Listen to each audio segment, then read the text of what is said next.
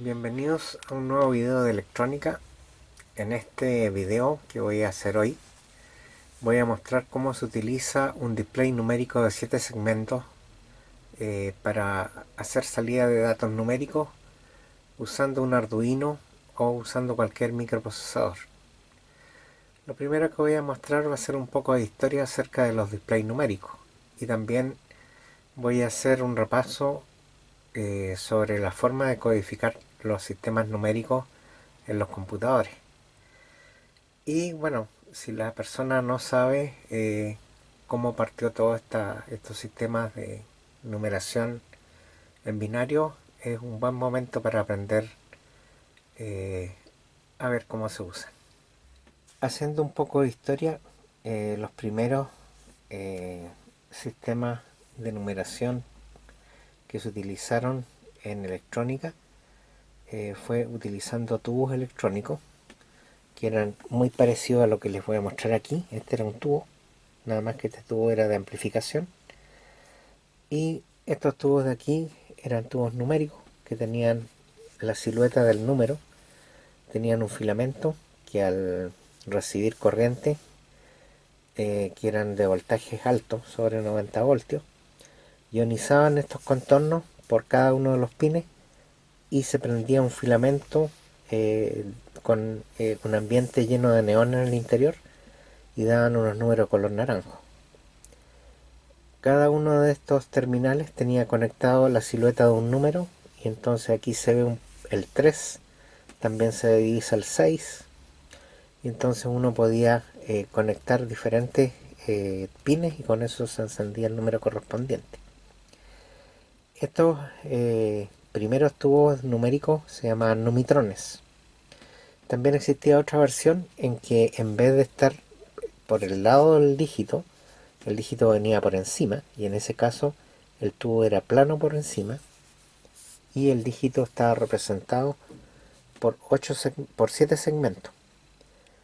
Cada uno de estos segmentos prendía una parte del número formando los distintos números. Por ejemplo, el 1 se prendía en esto, el 2 se prendía en esos de aquí, con el 3 estos de acá, y de la misma forma se siguió después en los sistemas digitales, ya utilizando en vez de tubos LEDs para iluminar un dígito en la misma disposición.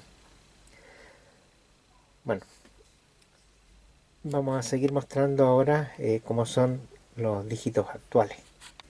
Bueno, como ya mencioné, los dígitos actuales están hechos en base a LEDs que están encapsulados dentro de una caja rectangular y que están fundidos con una resina de color que puede ser de color rojo, verde, amarillo, azul, blanco e incluso otros colores, y que permite que al darle contacto al ánodo y cátodo del LED prendan mostrando el dígito.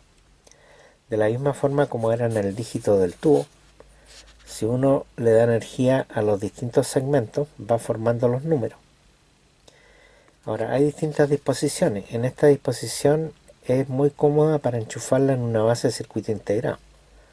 Entonces, normalmente cada pin está asociado con uno de los segmentos, y aunque estos dígitos se llaman de 7 segmentos, porque si uno los cuenta, aquí hay 1, 2, 3, 4, 5, 6, 7 segmentos, también tienen un dígito o un punto, que generalmente se abrevia por DP, por Deep Point, y que sirve para mostrar los dígitos decimales en un display de más de un dígito. También existen versiones con 2 dígitos en un solo encapsulado y otros incluso con más dígitos en un solo encapsulado. Pero lo que vamos a mostrar hoy día va a ser cómo utilizar un solo dígito o más dígitos conectándolo con un microprocesador, y para ello voy a además repasar un poco los conceptos de aritmética binaria para poder mostrar cómo se llegó a mostrar información a través de estos dígitos, que es lo mismo que se hacía anteriormente usando los tubos, nada más que los tubos necesitaban mínimo 90 voltios para poder ionizar el neón que utilizaban adentro, lo que daba además un solo color, que era el color naranjo. no existían otro tipo de colores para estos dígitos. Esto era un encapsulado de vidrio, como ya estábamos viendo recién en el tubo que les mostré, que es este. En este caso, este tubo estaba, en el caso del dígito, estaba relleno con gas de neón. Entonces cuando llegaba un voltaje positivo, el gas se ionizaba alrededor del filamento que estaba con voltaje alto y daba un brillo de color naranjo, igual como los desatornilladores que tienen en su interior una ampolleta de neón. Así que bueno, dicho esto, voy a empezar a mostrarles cómo son los sistemas binarios y cómo surgió el sistema para usarlo en electrónica y en computación principalmente. Bueno, como había dicho antes, existen versiones de 2 dígitos, de 3 dígitos, de 4 dígitos en un solo encapsulado. Y esto que estoy mostrando acá corresponde a una versión de 2 dígitos que tuve en algún momento. Se supone que es más fácil conectarlos cuando uno está con un circuito porque hay pines comunes que van unidos, pero en el fondo están hechos para poder conectarlos en una base de 40 pines, o el espaciado corresponde exactamente a una base de 40 pines, y de manera que es muy fácil poner una base y después enchufar los dígitos para hacer un sistema de varios dígitos. Por ejemplo, es útil para contadores decimales, para hacer sistemas, por ejemplo, que llevan un generador de frecuencia para poder ver la frecuencia que está indicada encima, como medidor de frecuencia para poder medir cuántos pulsos se generan por segundo con un oscilador. Las calculadoras tienen también este tipo de dígitos, claro, hay de distintos tamaños, las calculadoras tienen dígitos más pequeños, pero en el fondo es un sistema de LED igual que este. Aquí por ejemplo podemos ver un shield que está hecho con 8 dígitos. Tiene además acá un circuito serial que puede manejar estos 8 dígitos.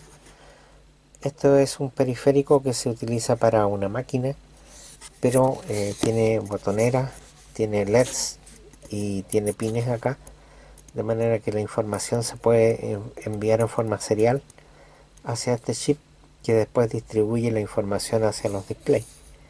De manera que esta es otra forma como se puede tener un display y manejar los datos por muy pocos pines.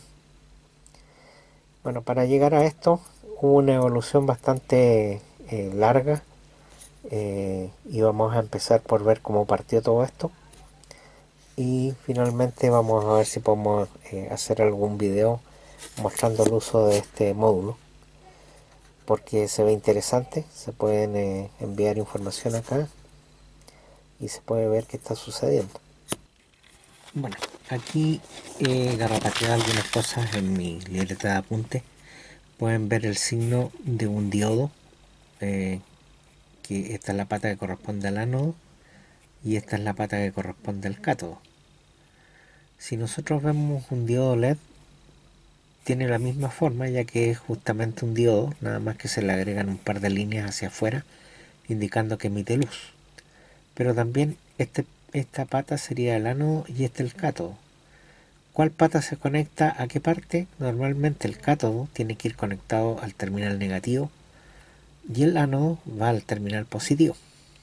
Ahora, considerando de que los LED tienen un voltaje de funcionamiento, hay que tener cuidado de que no se puede conectar el voltaje directamente a la salida del diodo, sino que hay que usar una resistencia que permita bajar el voltaje. Por ejemplo, si lo vamos a conectar a 5 voltios, normalmente un LED rojo, por ejemplo, es de 1.7 voltios hasta 2.2 voltios.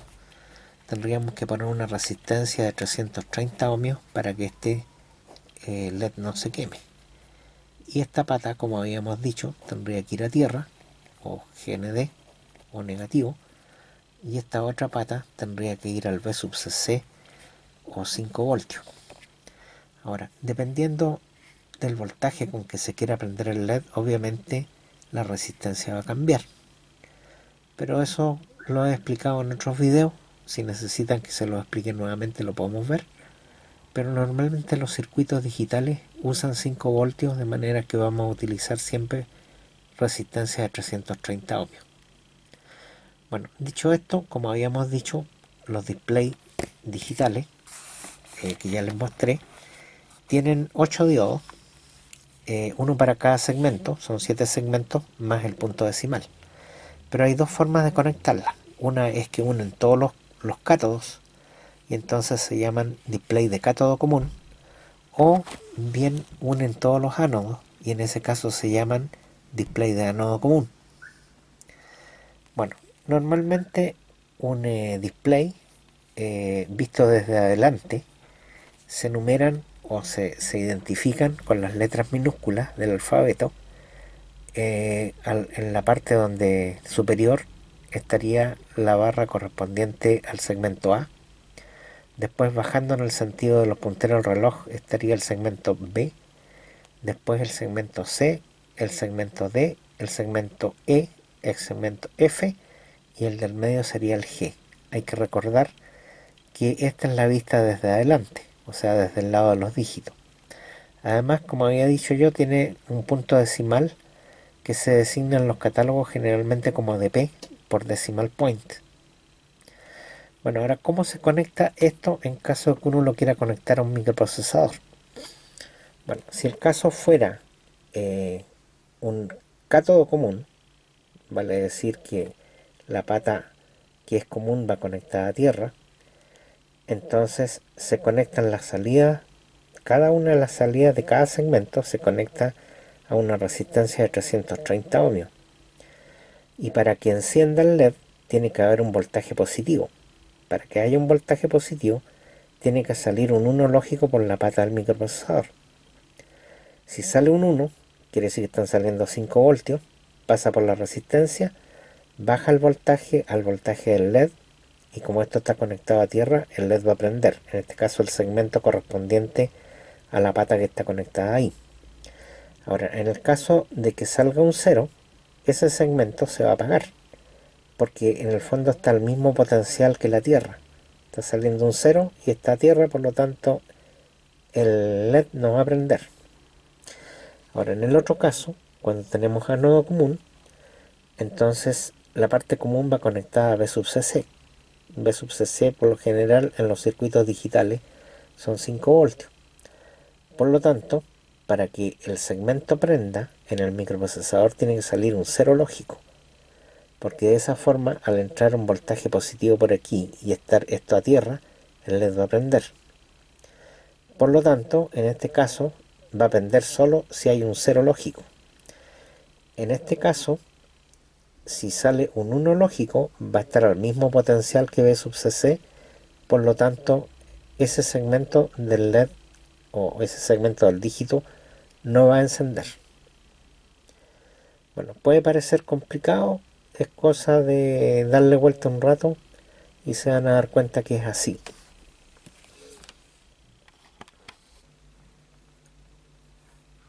¿Qué significa lo anterior? Lo anterior significa que podemos representar solamente dos estados, el 1 y el 0, y a eso se le llama aritmética binaria. Bueno, ahora tenemos un desafío. El desafío es que tenemos dos dígitos, el 1 y el 0, y necesitamos contar hasta lo menos 10. ¿Cómo lo podemos hacer? Bueno, lo primero que haremos va a ser que se va a definir una regla de suma. Y vamos a decir que 0 más 1 va a ser igual a 1, que 1 más 0 va a ser igual a 0. Pero también podemos decir que vamos a decir que 0 más 0 es igual a 0. Hasta ahora eso se ve muy simple y es lo mismo que sucede en la suma decimal. Si yo sumo un 0 más un 1 me da un 1, si sumo un 1 más un 0 me da un 0, y si sumo un 0 más un 0 me da un 0. Bueno, pero en los sistemas decimales tenemos 10 dígitos que van del 0 al 9, ¿verdad? Y cuando se llega al término del conteo, volvemos a 0. Pero hacemos un acarreo de un 1 a la posición de la izquierda. Por ejemplo, si tenemos 9 más 1, se nos acabaron los dígitos. Entonces volvemos al conteo 0 y acarreamos un 1 a la posición de la izquierda.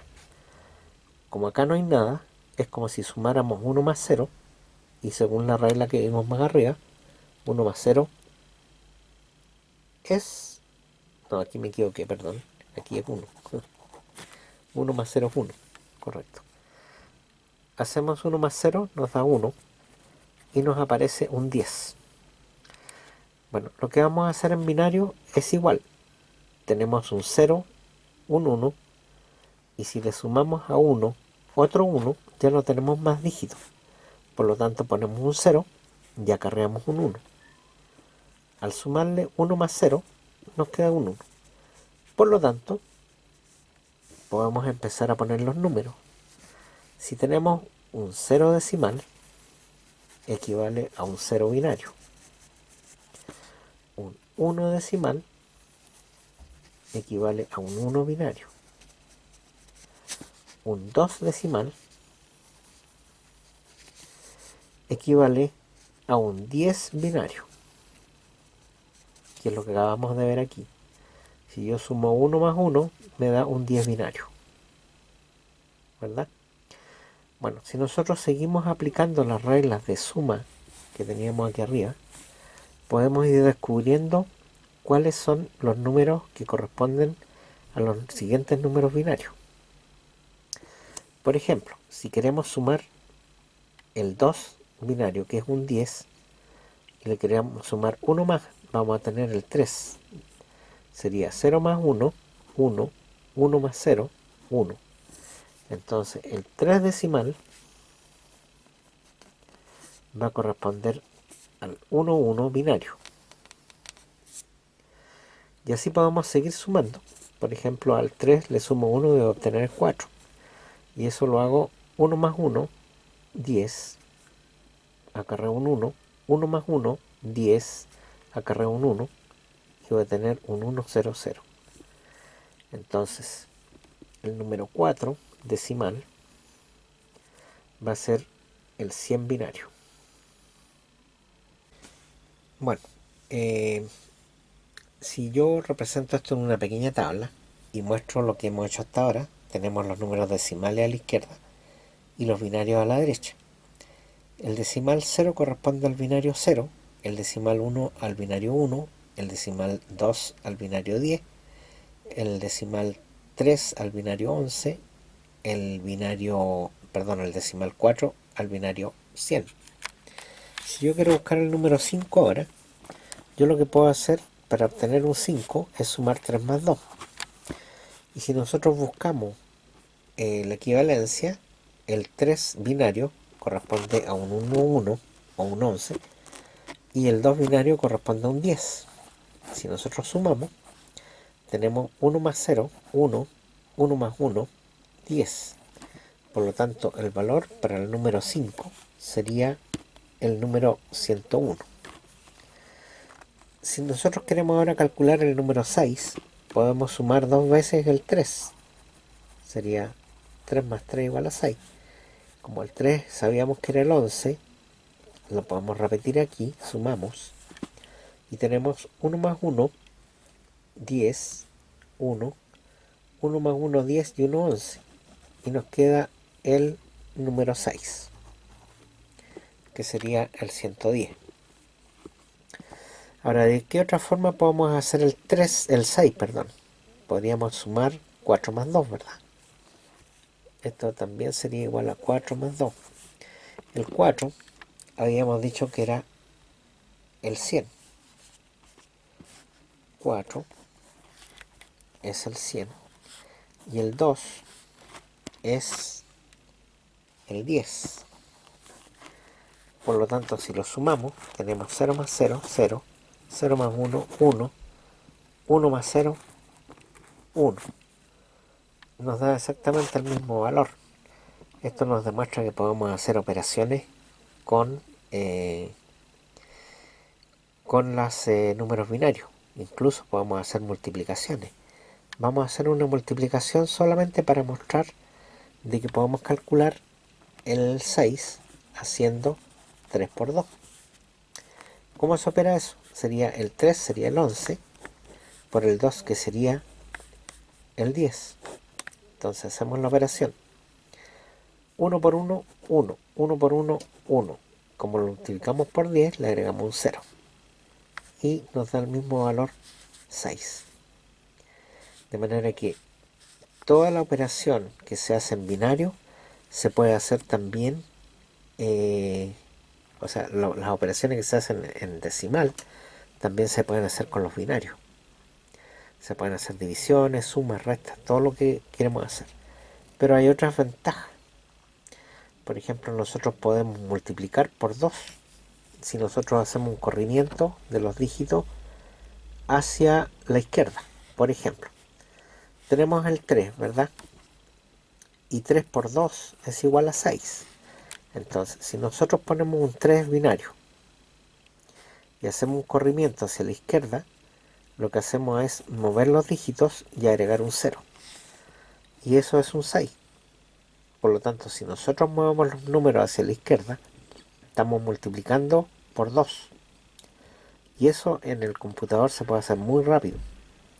Basta con hacer lo que se llama una operación de shift a la izquierda y estamos haciendo una multiplicación por 2. Si nosotros hacemos el shift hacia la derecha, estamos haciendo una división por 2. De manera que aquí pueden ver la ventaja que se tiene al trabajar con números binarios. Bueno, vamos a continuar poniendo los números. Podemos calcular los otros. Por ejemplo, aquí tengo el 7. El 7 lo podemos hacer sumando 3 más 4. 3 más 4, 7. El 3 dijimos que era el 11 y el 4 el 100. Si sumamos nos da 1, 1, 1. Eso lo pueden comprobar. Otra cosa es que si se fijan, aquí tenemos en la columna de más a la derecha que se van alternando los números. Tenemos 0, 1, 0, 1, 0, 1, 0, 1.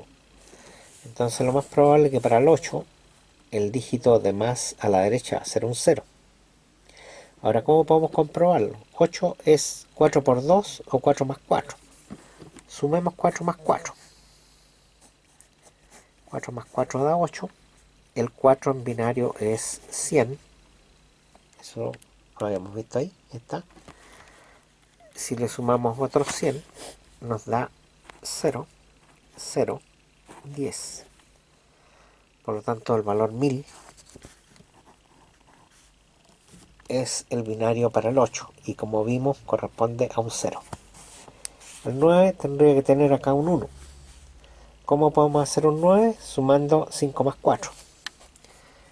Entonces, si sumamos el 5 más el 4, nos va a dar 9. Eso sería 101, que es el 5, más el 4, que es 100. Lo vamos a verificar aquí. Dijimos 101 al 5 y el 4 100. Perfecto. Lo sumamos, nos da 1 más 0, 1, 0 más 0, 0, 1 más 1, 10. Por lo tanto tenemos el 1001. Si vemos aquí, efectivamente termina en 1. Entonces sería 1001. Bueno, los otros dígitos, porque aquí podemos ver de que estos se van alternando. El 10 sería 5 más 5. 5 más 5, que sería 101 más 101. Sería 1 más 1, 10, 1. 1 más 0, 1 más 0, 1. Y después tenemos 1 más 1, 10. Por lo tanto, el 10 corresponde al 10, 10. El 11 tendría que terminar con un 1. Bueno, un 11 es un 10 más 1. Por lo tanto, aquí tenemos el 10. Le sumamos 1. Nos queda 10, 11. 10, 11. Para el 12 tendría que terminar en 0. Entonces, lo que tenemos que hacer es sumarle 1 a 11. Como el 11 era 10, 11, le sumamos 1. Tenemos 1 más 1, 10. Después acarreamos 1. 1 más 1, 10. Acarreamos 1. Nos queda 1 y nos queda 1. Entonces el 11 corresponde al número 1100. Bueno, el 13 va a corresponder al 1101, el 14 va a corresponder al 1110 y el 15 sería el 1111. Si vemos aquí, lo que hicimos en el fondo fue hacer todas las combinaciones de unos cambiando de uno en uno, y esto lo podemos considerar como que son 4 cables eléctricos que pueden representar un 1 o un 0. Entonces, con 4 cables nosotros podríamos representar hasta el 15 decimal. Ahora, nosotros solamente necesitamos representar hasta el 9, porque necesitamos del 0 al 9. Entonces, esta parte, que es del 0 al 9, la vamos a llamar binario codificado en decimal, o BCD. Y como tenemos más representación, nosotros a estos valores los podemos llevar a números representados por letra. Vamos a poner a este valor, le vamos a llamar A mayúscula, a este B mayúscula, a este C mayúscula, a este D mayúscula, a este E mayúscula y al último F mayúscula. Bueno, todos estos dígitos se va a representar, o valores 1, 2, 3, 4, 5, 6, 7, 8, 9, después vienen las letras A, B, C, D, E, F, se van a llamar hexadecimales. ¿Por qué se llaman hexadecimales? Porque acá tenemos 16 números, que va desde el 0 hasta el número F. En este caso ustedes dirán, bueno, la F es una letra. Sí, pero para estos casos la representación, la F es un número y corresponde a un número hexadecimal. Bueno, volviendo a lo anterior, lo de los cables eléctricos. Si nosotros tenemos 4 cables y nosotros les enviamos valores 0 y 1, por ejemplo 0, 1, 0, 1, que vendría a ser 0 voltios, 5 voltios, 0 voltios, 5 voltios, aquí estamos representando, si esto lo ponemos, si lo ponemos así, y tenemos acá un 0, un 1, un 0, un 1, esto estaría representando un 5 en decimal. Y de esa forma es como se representa en el computador. Ahora, toda esta línea de cables que van acá se le llama un bus de datos. Ahora, si este bus, en vez de llevar datos, lleva direcciones, por ejemplo direcciones de memoria, se va a llamar un bus de direcciones. Ahora, normalmente uno tiene buses de 8 bits, porque cada uno de estos se le llama un bit. ¿Y por qué se le llama un bit? Porque en inglés bit significa binary digit, o dígito binario. Ahora, si nosotros esto tenemos 8 cables, se va a llamar un byte. 8 bits van a ser un byte. Ahora, cuando son 4 bits, se le denomina un nibble. Entonces estamos claros que 2 nibbles son un byte. Ahora, casi nunca se usa este término. Lo que se suele decir es que esto podría ser un bus de medio byte, pero por lo general se habla de buses de 1 byte o más byte. Puede ser 1 byte, 2 bytes, 3 bytes, 4 bytes y mucho más incluso, porque en el fondo estos son cables que llevan energía eléctrica a algún lugar, que podrían ser los terminales, por ejemplo, del microprocesador. Estos podrían ser las salidas del microprocesador y estarían llevando los datos por un cable, que sería un bus, hacia otro dispositivo. Bueno, esto diría yo que es el término de este primer video, en que necesariamente tengo que mostrar cómo funcionan las representaciones de números para que después puedan entender cómo se maneja con un microprocesador. Espero que les haya quedado claro. En un segundo video voy a continuar con esto para llevarlo a un desarrollo y mostrar cómo se puede manejar un display de 8 segmentos como fue el que les mostré al principio, que es este,